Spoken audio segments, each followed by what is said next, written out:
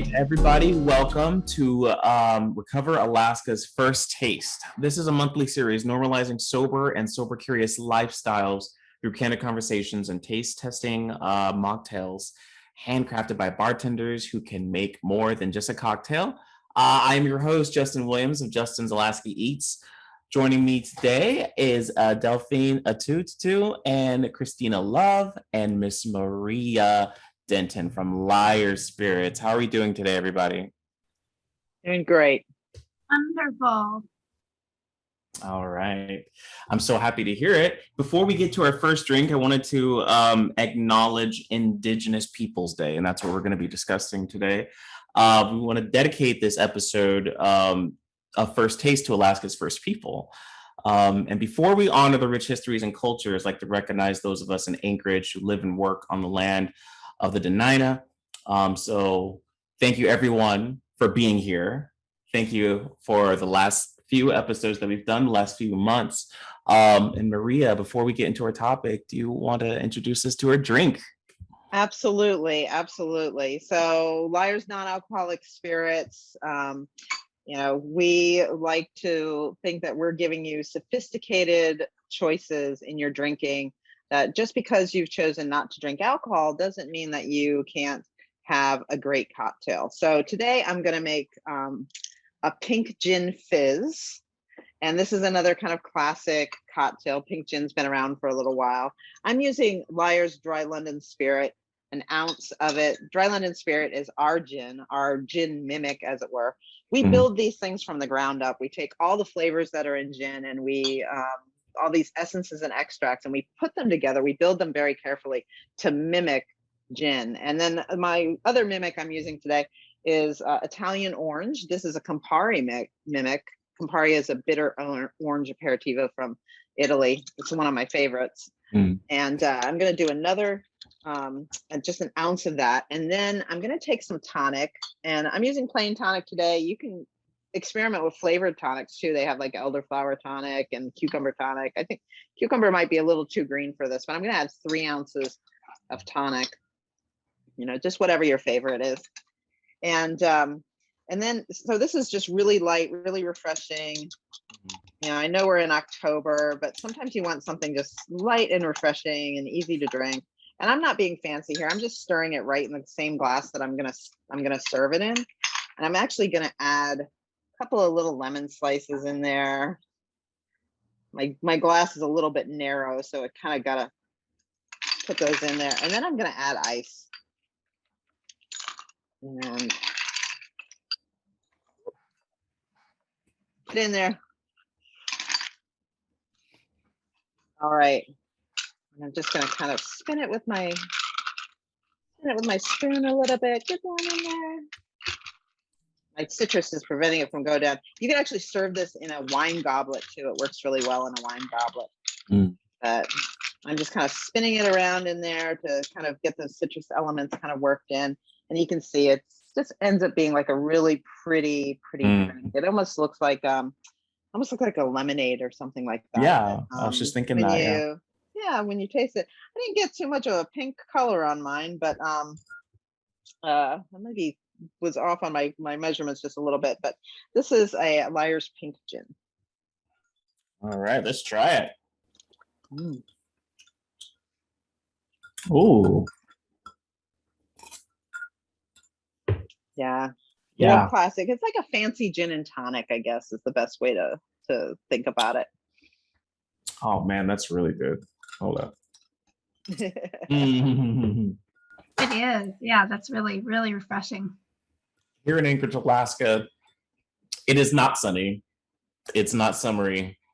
It's horrendous. However, if it were, this would be the drink that I would want to drink outside on the lawn right now. This brings the sunshine indoors. There you go. It's coming from within, right here. Whatever weather's happening, you can give yourself just a moment to make it sunny inside, like you said. That's right.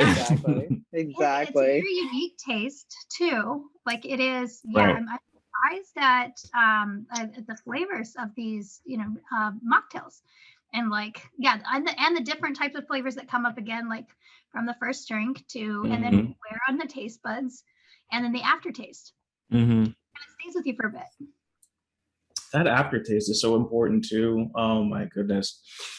Because that's what's gonna want to keep you coming back, right? It's not the initial, which is nice. It's how you feel after it's already in your system. And holy moly, I could drink this all day. Oh my gosh. Yeah, for a lot of people, gin and tonic was their favorite drink. And if you go someplace like Spain, there's a whole culture around what they call gin tonic, right? And if you order a gin and tonic, they'll ask you what gin you want. And then they'll match the tonic to the gin. Well, at Lyre's, we want to make sure that we're doing since it's such a popular cocktail, we like to play around with the idea. We can play around with it just as much as anybody else, right? So we use our dry London spirit by adding a little bit of the Italian orange to it. We're adding just a little bit of that bitter orange character to it and a little bit of color. And then you can play around with the citrus that you add to it too. You can, I've added lemon and orange here because I want it to be sunshiny as the weather gets colder. Definitely. But lime is the classic complement to a gin and tonic. You can add, actually, I'm going to add a little bit of fresh rosemary to it because rosemary is one of those winter hardy kind of things. If you wanted to up the herbalness to it, I actually still have rosemary growing in a window pot in my apartment. So nice. Yeah, so nice big sprig of fresh rosemary, just makes the drink look more fancy, more sophisticated. Right. But you can always just play around with it. Yeah, I definitely kept a sprig in mind while I was making it in the glass, and I took it out because I didn't want it to get up my nose while I was drinking it or something, So. If you use the rosemary to stir it, actually, and if you want to keep it in and be fancy, you can. But if you use the rosemary to stir it, and then stir the take the rosemary out, you'll still get some of those nice herby notes. Just smelling the rosemary. Yeah, it's so good. Oh my goodness. Yes, exactly. Yeah. Nice. Well, cheers, everyone. Cheers. Yes, indeed. And while we're sipping our drinks, I want to kind of get into the topic at hand. We're talking about Indigenous Peoples Days, and this is extremely important to us, especially today, or especially this year, I should say. The political climate when it comes to things like this is really hot and heavy. I just kind of want to get your guys' thoughts about it really quick. We discuss something like Columbus Day, right? I have a 6-year-old daughter. I kind of find it similarly like a little bit problematic in a variety of ways, and I'm kind of wondering what you guys think about that. Has the replacement of Columbus Day with Indigenous Peoples Days caused you to rethink how we as Americans celebrate our history? And before we do that, I'd actually like to go around and introduce ourselves so we all know who we are. Yeah, sure. Koyana Gonishjis. My name is Christina Love. My pronouns are she and her. I'm from Igigik, was raised in Chitina, Alaska, and coming to you today on the beautiful Akantaku of the Tlingit Nation. I'm so grateful, Justin, that you started out with a land acknowledgement. It's a really powerful and important way to go up against the erasure of Indigenous people and to acknowledge a lot of the work that I do here at the Alaska Network on Domestic Violence and Sexual Assault is about healing-centered engagement. And so that is not only the acknowledgement of both the genocide, the colonization, and the oppression of Alaska Native people, of American Indian people, of other marginalized populations, but to say that we are more than the harm that's happened to us.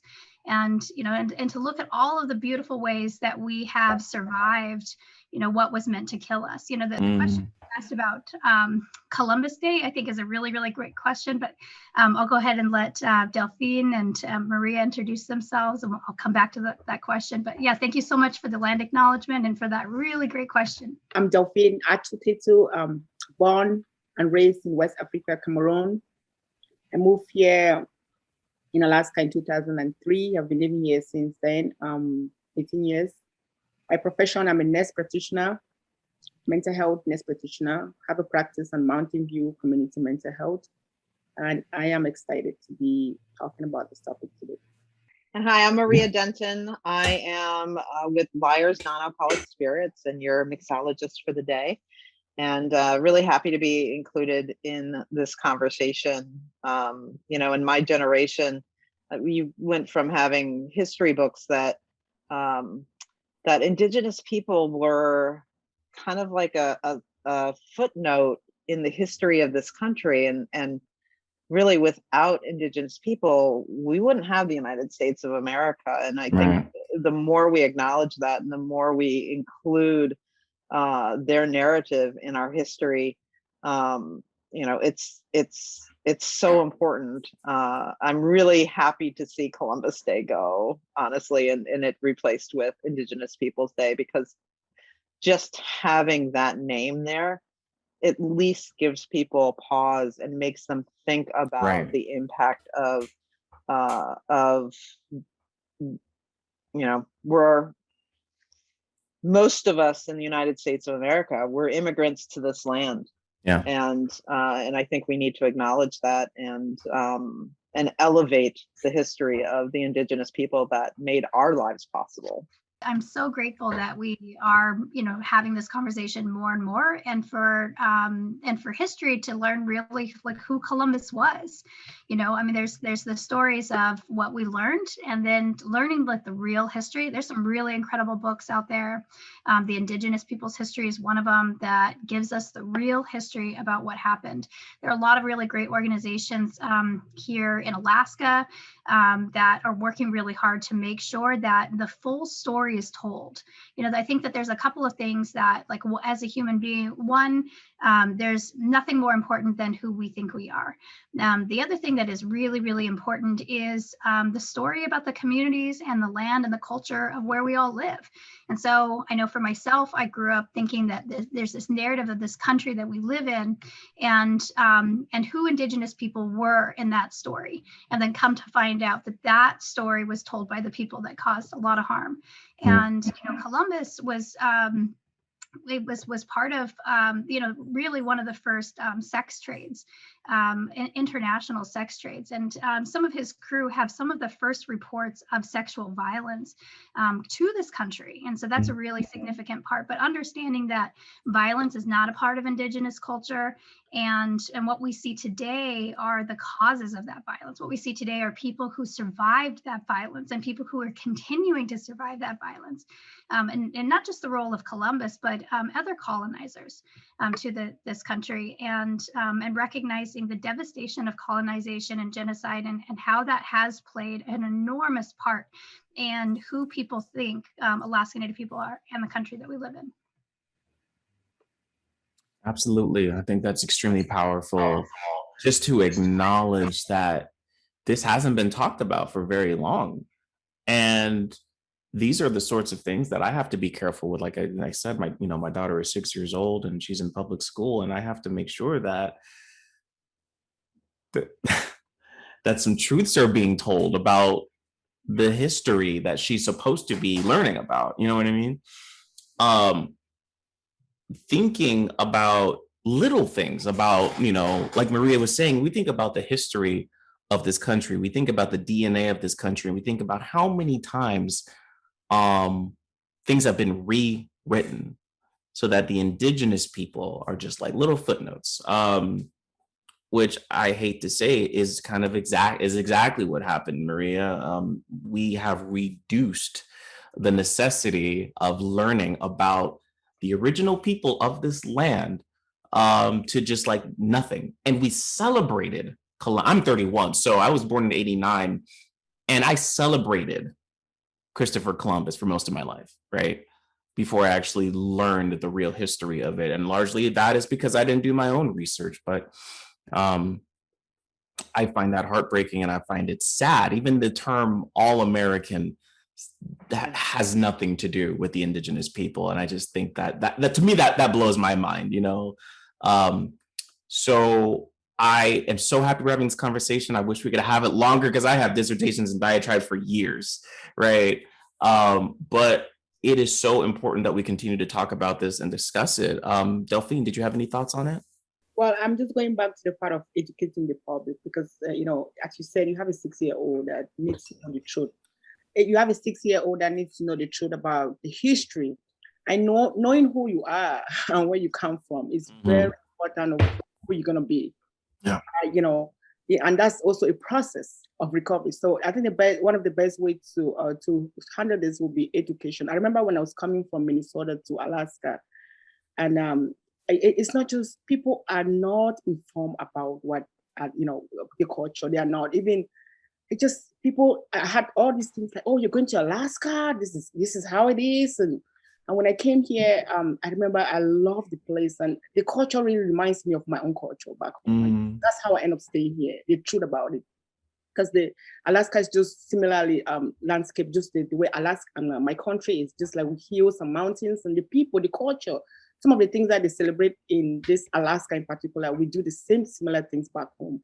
So I was really attracted. But again, we need to educate ourselves, educate our children. Right. To make that change, educate our children. We need to know where you come from and the truth about it. And that's the process of recovery. The truth about it. I feel like this is, for my lifetime, this is the greatest story as an Alaska Native person that I have ever heard. And that is learning about who we were prior to the violence and how the ingenuity, the creativity, the brilliance, the resourcefulness, the resiliency that, this government's goal was to kill every Indigenous person. And then when that didn't work, then the second goal was assimilation, to save the child and kill the Indian, to take children from families. And that still happens today. There are a lot of, examples of, like we talked about, systemic racism, what that looks like today and how that's transformed, over the centuries and how we call it by another name. But back, to the story, the truth of who we are, that Alaska Native people, American Indian people are brilliant, are beautiful, are successful, are creative. And seeing them, like we've talked about, supporting Black businesses, supporting BIPOC businesses, and really learning about who we are and the different ways that we connect to our culture and the different ways that we connect to land and to source and all of the incredible artists and storytellers and people who are working hard to preserve our language and our culture. I think that's excellent. And I'm so glad we're having this conversation. Understanding who all of us are, not just as individuals, but also who all of us are as Americans, as people, immigrants, like Maria said. And I believe that we are all that. It's not just important, it's vital. It's crucial. It has to be done, right?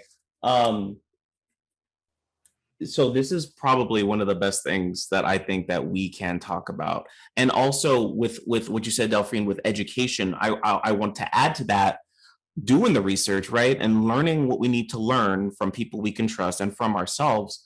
I think another big thing is empathy. One thing that I see a lot is when we start saying, stop Asian hate, Black is beautiful. When we start celebrating Indigenous people, I see a good 70% of the country, I see a lot of white males approach the conversation saying, but what about me?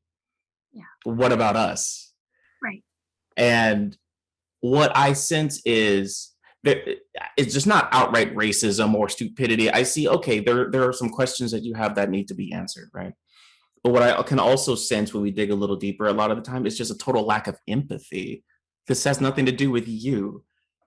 This is about your neighbor. This is about the person that doesn't look like you, the person whose struggles are different from yours, right? So education and empathy, I think, have to be merged so that we can continue to support people that don't look like me, that don't always look like you, that don't look like them. And we're never going to take the time to learn about those people and learn how to observe their holidays and support them to the best and most genuine way that we can, if we're not empathetic to their cause, to their abuse, to the systemic racism that may affect this marginalized portion of the country more than the other, And so I just wanted to add that, Delphine, thank you so much for saying that about education. It's so important.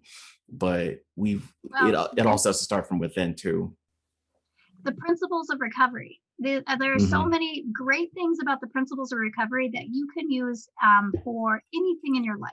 Yep. And honesty, open-mindedness, and willingness, I think, are some of the foundational things, that we learn in recovery. And that also teaches us, right, as an Alaska Native person, that I was taught to be racist, that I was taught to be racist against Alaska Native people by Alaska Native people. Yeah. And how much I come up. So it isn't really about like how much, whether or not you are racist, but that we all carry racist tendencies. Absolutely. So we all carry homophobic tendencies, and that we are, part of the recovery process is this ongoing inventory that we're constantly learning where we begin and end and where we come up against ourselves. And these are the things that come up. So if at any point in this conversation, if you're listening and something came up for you that made you upset, that made you uncomfortable, like I would just be first compassionate with yourself and then look into that, what is it that's coming up and why are you feeling that?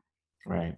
That's very important for all of us here to do that as well, because this is a very sensitive topic and we don't like talking about it, either because we don't think it's going to make change or that it will make change and change makes us uncomfortable, right? That we have to change our mindset. We have to change the way we behave. And so asking those questions, thinking about ourselves and why we feel the way that we feel is extremely important.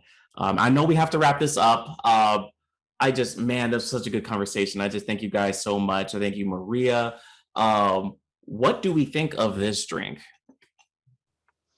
Because for me, it's a 10 out of 5, man. This is great. I give it a 4. Solid 4. 4. Yeah. Okay, I like this.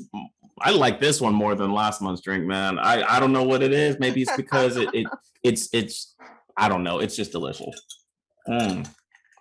It's so summery. It's delicious, Maria. Thank you so much. Well, again, we gotta try to bring summer, the thoughts of summer inside as the weather gets colder. So yeah, I'm glad you all enjoyed it, and I really enjoyed being part of the conversation these past few months. Yeah. Well, thank you for being thank you all of you for being part of the conversation, for Maria, for bringing the drinks. Thank you, Recover Alaska, for hosting First Taste. For everybody watching, if you like what you saw, like this video, share it with everybody get these conversations starting, exacerbate them, put them in loudspeakers, make sure everyone's hearing them. Let's make uncomfortable conversations comfortable again. And don't forget to visit lyres.com. That's lyres.com, and all of their social media pages for more drinks like this. I'm your host, Justin Williams, and we'll see you next episode.